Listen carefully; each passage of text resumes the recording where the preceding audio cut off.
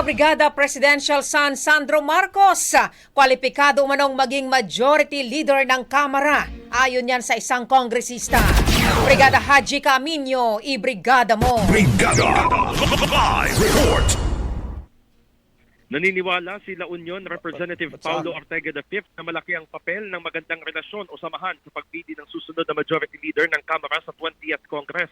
Sa pulong balitaan ngayong araw, sinabi ni Ortega na maraming mahuhusay na kongresista na kwalipikado sa naturang posisyon. Isanaan niya rito si Presidential son at Ilocos Norte Representative Sandro Marcos na nagsilbing Senior Deputy Majority Leader noong 19th Congress.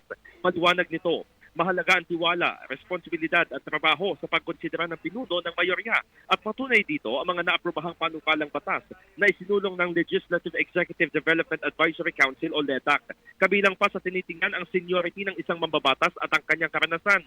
Idinagdag ni Ortega na hindi isinasantabi ang mga returning congressmen na nagsilbi sa local positions para sa aspetong politika.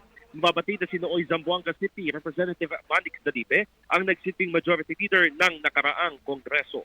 In the heart of changing lives, ako si Brigada Haji Camino ng 105.1 Brigada News FM Manila, the Music and News Authority. Rapido, Brigada Balita Nation. Ang bahaging ito ay hatid sa atin ng Guard C Plus with Zinc Capsule. Always protektado ang kalusugan.